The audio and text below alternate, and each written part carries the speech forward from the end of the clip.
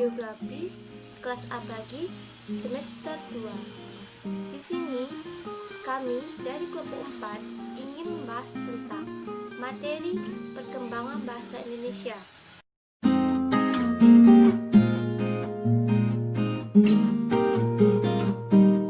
Sejarah bahasa Indonesia ini pertama ditemukan di sekitar pesisir Pulau Sumatera bagian tenggara, di mana yang ditemukan adalah aksara pertama bahasa Melayu atau Jawi.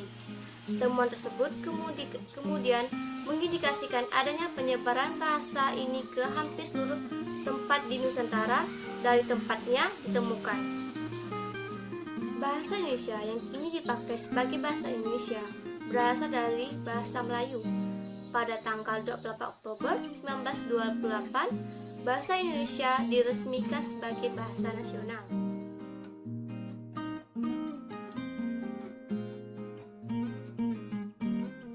Assalamualaikum warahmatullahi wabarakatuh. Perkenalkan, nama saya Rido. Saya akan menjelaskan tentang sebelum masa kolonial.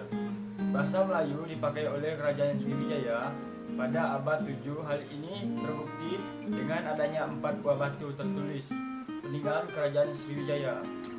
Satu prasasti ditemukan di Pulau Jawa, yaitu Kedu. Meskipun bukti-bukti autentik tidak ditemukan, bahasa yang digunakan pada masa kejayaan Kerajaan Sriwijaya pada abad 7 adalah bahasa Melayu. Sementara itu, bukti-bukti yang tertulis mengenai pemakaian bahasa Melayu dapat ditemukan pada tahun 640 Masehi, yaitu digunakan bahasa Melayu untuk penulisan batu prasasti, di antaranya sebagai berikut. A. Prasasti yang ditemukan di kedudukan Bukit Berangkat tahun 683 Masehi. B. Prasasti yang ditemukan di Talang Duo Berangkat tahun 686 Masehi. C. Prasasti yang ditemukan di Kota Kapur Berangkat tahun 686 Masehi. Perkenalkan, nama saya Marlina, saya dari kelompok 4. B.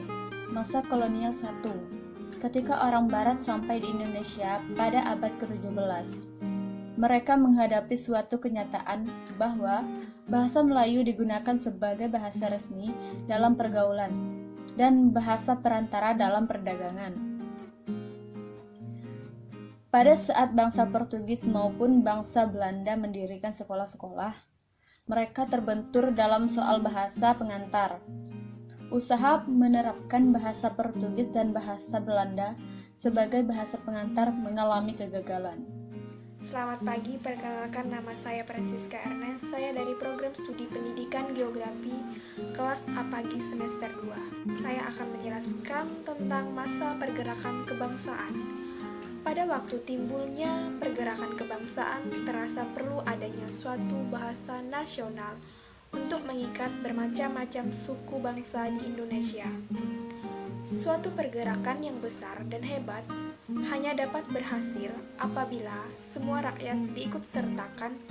Untuk itu, mereka mencari bahasa yang dapat dipahami dan dipakai oleh semua orang. Akhirnya, pada tahun 1926, Yogyakarta mengakui dan memilih bahasa Melayu sebagai bahasa penghubung.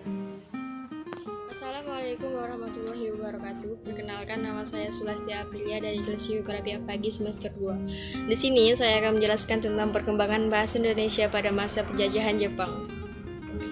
Pada masa pendudukan Jepang, Indonesia tertutup ke dunia luar dan ke dalam wilayah Indonesia. Sehingga pada saat itu Indonesia sangat terisolasi dengan hubungan dunia luar, atau dapat dikatakan bahwa komunikasi dikendalikan oleh pemerintah. Maka untuk menyebarluaskan penggunaan bahasa Indonesia dilakukanlah melalui surat kabar dan radio. Pada masa pendudukan Jepang, bahasa Indonesia mengalami perkembangan pesat akibat kebijakan Jepang pada masa itu, yang mana diantaranya adalah yang pertama, pelarangan menggunakan bahasa Belanda di perguruan tinggi maupun di sekolah-sekolah. Yang kedua, pelarangan bagi orang Belanda memakai bahasanya sendiri. Dan yang ketiga, film atau gambar yang memakai bahasa Belanda dilarang beredar. Bahkan pemerintahan Jepang melakukan langkah-langkah pemakaian bahasa Jepang untuk menggantikan bahasa Belanda, yang mana diantaranya yang pertama, semua sekolah yang dibuka kembali oleh Jepang diberi mata pelajaran bahasa Jepang. Yang kedua, terdapat sekolah-sekolah khusus pengajaran bahasa Jepang. Dan yang ketiga, pelajaran bahasa Jepang juga disiarkan melalui radio. Yang keempat, Jepang juga menerbitkan Kana Jawa Shinbu yang menggunakan bahasa Jepang dan mempergunakan huruf katakana. Yang kelima, Jepang mendatangkan beratus-ratus orang guru bahasa Jepang ke Asia Tenggara masuk Indonesia. Bahasa Indonesia maju dengan amat pesat karena diharuskan dipakai di sekolah-sekolah, perguruan tinggi, dan dalam pergaulan sehari-hari. Perkembangan bahasa Indonesia pada saat itu dapat dikatakan dipaksa agar dalam waktu secepat-cepatnya dapat menjadi alat komunikasi ke seluruh pelosok untuk semua bidang. Pemerintahan pendudukan Jepang bermaksud untuk mengerahkan seluruh tenaga bangsa Indonesia guna perang Asia Timur Raya sampai dari desa-desa yang jauh terpencil sekalipun. Mereka merasa perlu menggunakan bahasa Indonesia. Bahasa Indonesia akhirnya meluas penggunaannya ke segala penjuru Nusantara, sedangkan semakin banyak orang Indonesia mengalami suatu perasaan yang selama ini belum dikenalnya dengan mendalam, yaitu perasaan nasionalisme melalui penggunaan bahasa Indonesia. Akhirnya penguasa Jepang tak dapat lagi menahan penumbuhan bahasa Indonesia. Pemerintahan Jepang terpaksa mengabulkan keinginan bahasa Indonesia untuk menyempurnakan bahasa demi pelaksanaan Sumpah Pemuda pada tahun 1928. Maka pada tanggal 20 Oktober 1943, kantor pengajaran Jepang di Jawa atas desakan dari beberapa tokoh Indonesia terpaksa mendirikan Komisi atau Penyempurnaan Bahasa Indonesia. Untuk mengabulkan keinginan bahasa Indonesia, pemerintahan Jepang melakukan tindakan-tindakan sebagai berikut. Yang pertama, membuka kantor Komisi Bahasa Indonesia, dan yang kedua, menunda penetapan nama bahasa Indonesia.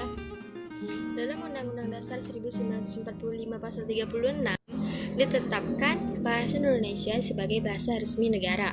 Hal ini sesungguhnya merupakan formalisasi daripada sesuatu yang telah menjadi kenyataan, yakni penggunaan bahasa Indonesia dalam percaturan umum. Sekian dari saya. Wassalamualaikum warahmatullahi wabarakatuh.